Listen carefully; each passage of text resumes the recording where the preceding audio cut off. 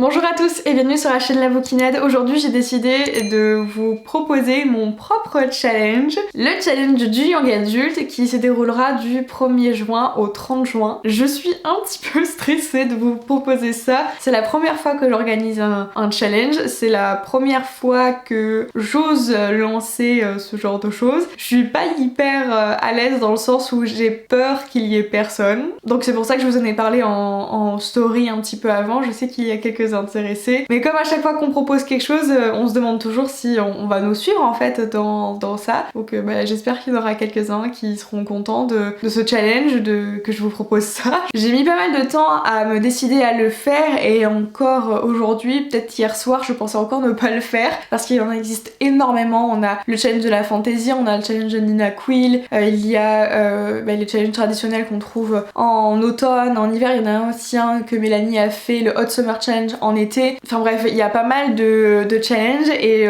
je savais pas tellement si j'avais ma place, mais je me dis que je le lance juste cette année et je vois ce que ça donne. Ce que je veux aussi dans ce challenge, c'est vraiment qu'on se prenne pas énormément la tête, on n'est pas obligé de mettre what milliards de livres, on n'est pas obligé d'en lire énormément et de se mettre beaucoup de pression. Je suis pas très fan des gros challenges avec beaucoup de livres à lire parce qu'on a tous pas mal de choses à faire à côté et je trouve que c'est un peu, pas anxiogène, mais c'est un peu pesant de se dire je dois lire plein de livres sinon j'ai pas réussi mon challenge. C'est absolument pas mon objectif. Donc dans mon challenge vous aurez le droit de tricher, vous aurez le droit de mettre de mettre un bouquin dans plusieurs catégories et j'ai fait 6 catégories de manière à ce qu'il n'y en ait pas énormément pour que ce soit un maximum accessible à tout type de lecteur et surtout au rythme de chacun parce qu'on a tous un rythme de lecture très différent. Bref, ceci étant dit, on passe du coup maintenant aux catégories. Alors la première catégorie, je sais, c'est rare à trouver, il y en a pas énormément, mais ça peut se faire. Du coup, la première catégorie est de lire un one-shot. Contemporain, dystopie, tout ce que vous voulez, tant que c'est un one-shot, ça rentre dedans. J'ai mis cette catégorie parce que je sais qu'il y a énormément de sagas dans le young adulte, je trouve ça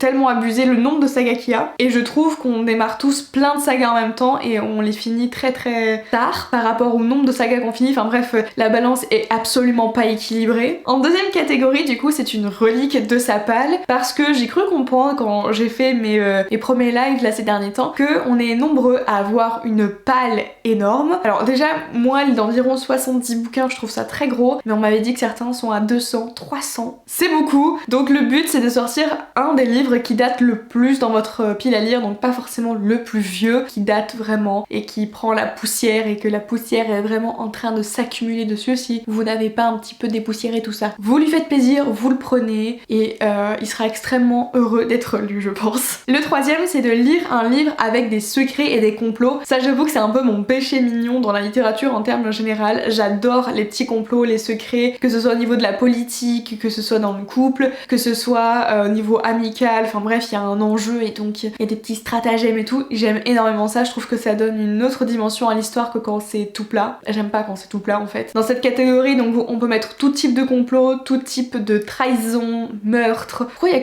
que le meurtre qui me vient en tête d'ailleurs? Dispute familiale, on peut y mettre pas mal de choses. La quatrième catégorie est de lire une suite de sagas. C'est aussi pour... ça rejoint aussi l'idée que j'avais eue dans la première catégorie de lire un one shot. Je veux vous aider à continuer vos sagas parce qu'on en entame beaucoup trop. Il y a trop de choses entamées et on ne finit rien. Surtout moi. Donc on va continuer dans cette lancée avec cette catégorie. Et donc c'est pas un premier tome, hein. Ça doit être un deuxième tome, un troisième, quatrième, tout ce que tu veux, mais pas un premier tome. On ne commence pas de nouvelles sagas. Enfin, dans d'autres catégories tu peux, mais pas celle-ci. En cinquième catégorie, c'est de lire un livre avec de la royauté. J'aime tellement les romans où ça traite de ce sujet-là, peu importe s'il s'agit d'une dystopie ou autre, tant qu'il y a de la royauté, j'adore. J'aime tellement ce sujet-là et tous les complots aussi qu'il peut y avoir et tous les drames, et généralement on s'ennuie pas. Et enfin, sixième et dernière catégorie, c'est de lire un livre le plus vite possible. Alors vous pouvez mettre quelques jours comme quelques heures, ça dépend en fait de votre rythme de lecture, mais de vraiment essayer de faire comme un sprint avec ce livre-là et vraiment de le bouffer le plus vite possible quoi. J'avoue que pour cette catégorie, je pense que je vais choisir un livre légèrement moins gros que ce que j'ai l'habitude de lire, histoire d'être sûre de vite le terminer. Petite astuce pour cette catégorie. Pour ce challenge en question, j'ai prévu de faire 2 lives, donc un premier qui sera un petit peu en mi-parcours, donc vers le milieu du mois, et un dernier de clôture. Je pense qu'on va faire aussi le système des reading sprints que je fais en ce moment. Généralement je fais mes lives le dimanche, donc on fera des premières sessions de sprint et puis ensuite on pourra discuter de nos lectures. Et j'ai également créé des templates pour mettre en story sur Instagram, sur vos pals, sur vos lectures en cours, pour donner votre avis, etc. J'en ai vraiment une bonne flopée, donc il y a de quoi faire. N'hésitez pas à partager vos vidéos, vos posts, vos stories, peu importe, avec le hashtag ChallengeYA ou tout simplement identifiez-moi. Comme ça je pourrai aller voir tout ça. Encore une fois, le but de ce challenge, ce n'est pas de lire le plus de livres possible. Vous pouvez très bien prendre un livre et le faire entrer dans 3-4 catégories. Vraiment, on ne regarde pas ça. Le but du challenge, c'est vraiment juste de pouvoir parler lecture tous ensemble. Donc aucune pression, c'est absolument pas ce que je veux pour ce challenge. J'espère qu'il vous plaît, j'espère que vous serez nombreux à participer.